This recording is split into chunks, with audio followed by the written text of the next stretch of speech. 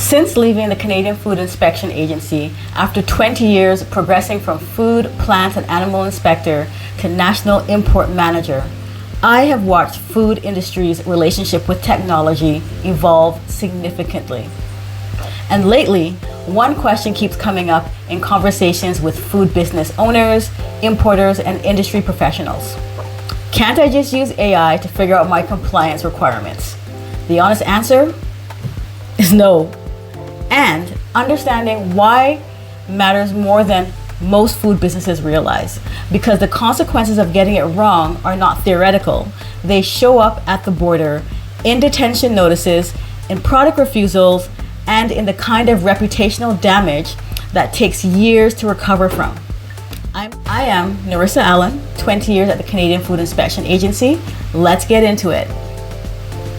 What AI does well and where it stops. Let me be clear about something first. AI tools are genuinely useful for many things in the food industry. Drafting communications, summarizing lengthy regulatory documents, generating first drafts of standard operating procedures, organizing information across large data sets. But compliance is not a summarization task. It is not a document drafting task.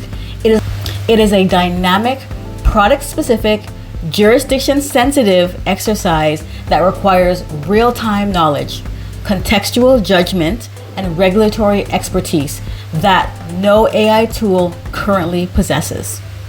Here's why. Reason 1, AI data has a cutoff. CFIA regulations do not. Every AI tool, regardless of how sophisticated, is trained on data up to a specific point in time.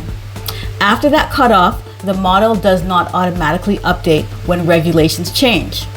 CFIA regulations, on the other hand, directives and import requirements are not static. They change continuously in response to new science and risk assessments, international trade agreement updates, pest and disease outbreaks in exporting countries, amendments to the Safe Food for Canadians Act and its regulations, changes to Health Canada standards that affect CFIA enforcement, new or revised automated import reference system entries.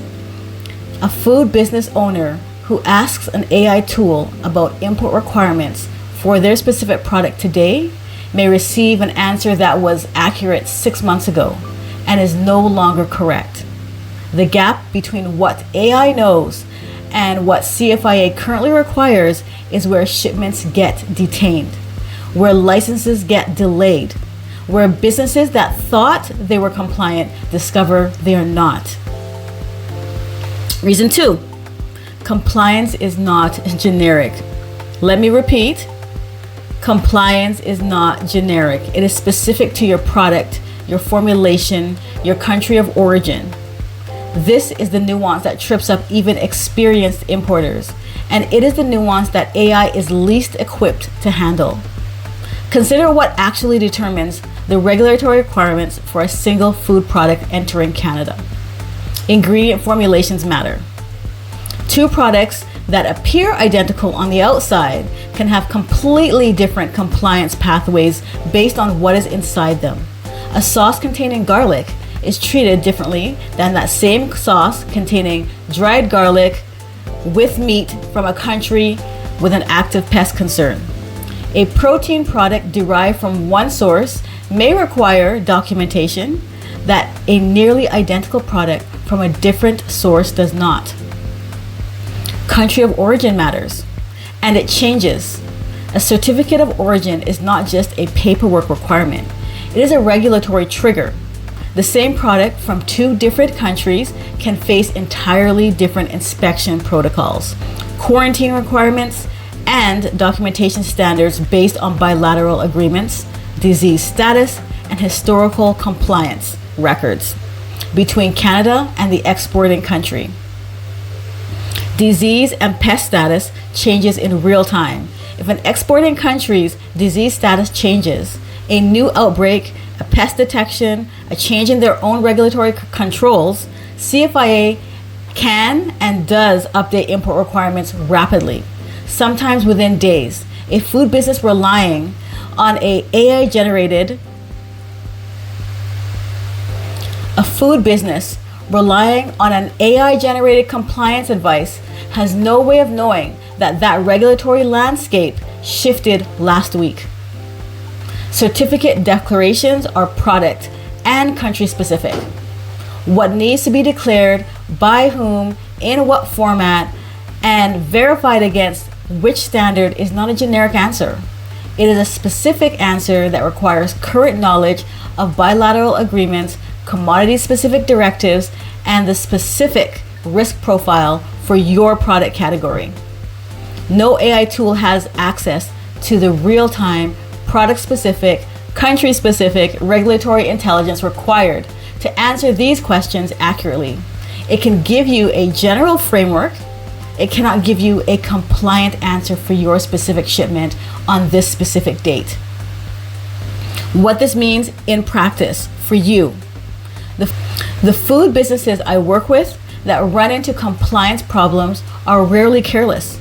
They are often diligent, well-intentioned businesses that believed they had done their homework. The problem is that they did their homework using sources that could not give them the right answers, including, increasingly, AI tools that sound authoritative and confident even when they're working from outdated or incomplete information. Here's what I have observed consistently across 20 years of regulatory work and subsequent consulting. Labeling issues cause detention, not refusal. Many businesses don't know this distinction. A detained shipment can be corrected. A refused shipment cannot re-enter. The difference between detention and refusal is not just procedural. It is a difference between a recoverable situation and a significant business loss. A written preventative control plan is mandatory before an SFCR license is granted. Many applicants arrive at the licensing stage without this document prepared, not because they're negligent, but because the requirement is not prominently communicated in general guidance documents. AI tools routinely miss this. CFIA license processing takes significantly longer than most online resources suggest, including in some cases AI-generated responses. Planning your market entry timeline around the wrong processing period can have serious commercial consequences.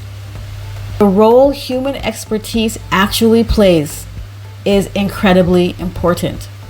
What 20 years at CFIA gave me was not just knowledge of the regulations. It was the ability to navigate the space between what the regulations say and what compliance actually requires for a specific product in a specific situation. That navigation requires current knowledge that updates when the regulatory environment updates.